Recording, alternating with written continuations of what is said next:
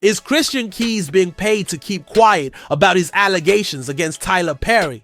That's what fans are wondering after the actor went live on Instagram back in December 2023 and shared a shocking story about a black billionaire movie producer with a distinctive voice. Without mentioning any names, Keyes described how he was allegedly sexually harassed and assaulted by this powerful producer. And many people immediately thought of TylerPerry, especially because Keyes' story was very similar to the allegations made by Derek Dixon, star of The Oval, who recently sued Perry for alleged sexual misconduct. Dixon also mentioned the disturbing live feed in his lawsuit, but just like that, the topic vanished from Keyes' public discussions. And when fans asked him about it, he remained silent and visibly agitated.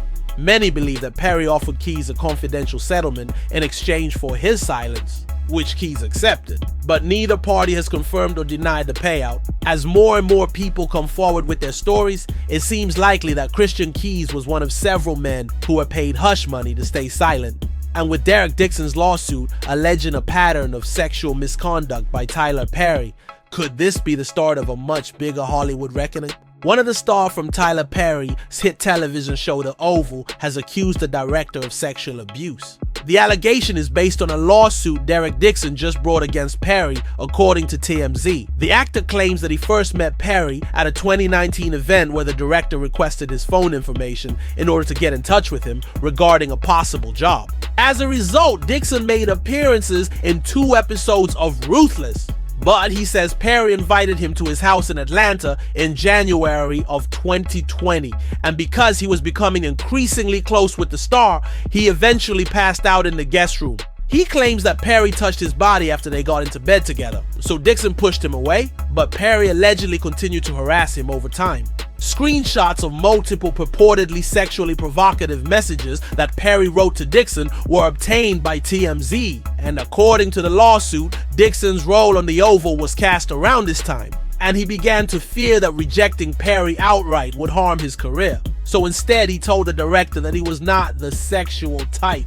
But during another invite to his home in Atlanta, Perry allegedly got physical with Dixon, at one point asking, "Do you like it rough in bed?"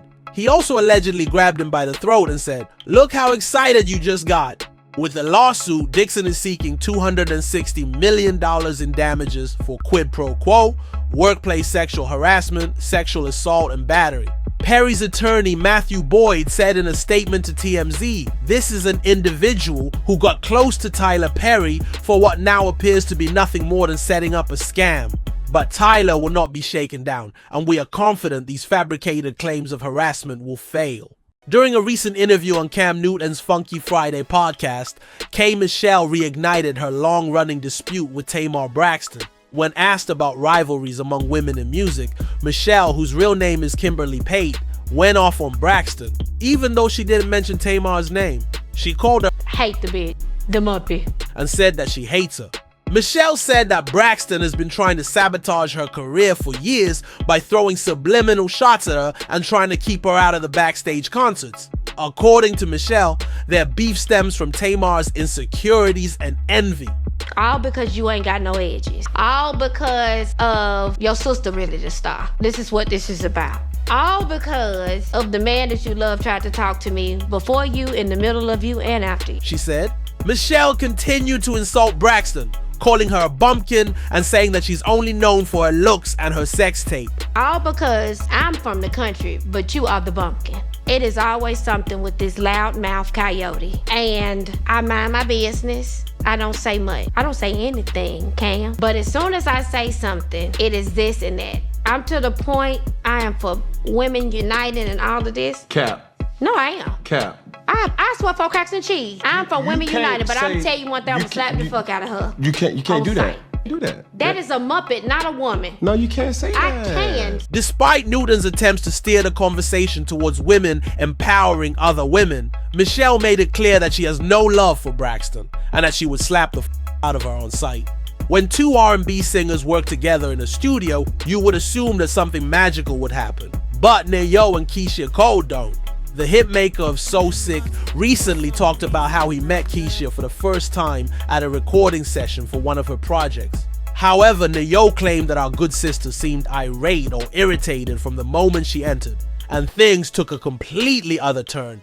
This is what took place. Nayo, who is well known for writing several top charting songs outside of his solo career, opened up about a past session with Casey in which he gave her the side eye.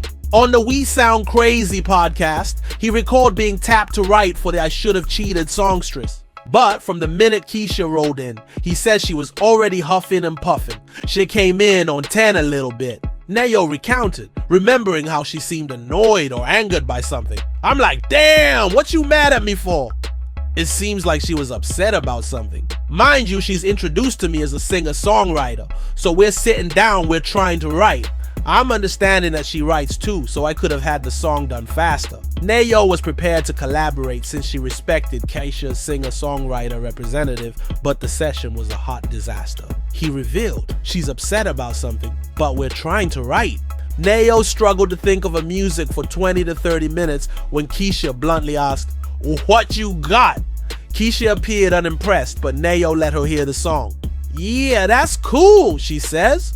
"Hold on," he murmured, mimicking her departure. "Y'all," he continues, "sis went out and never returned."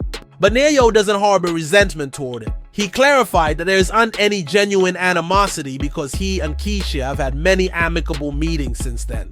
He explained, it was just that first encounter. It is possible that Keisha was going through a difficult time that day and Nayo was simply caught in the middle.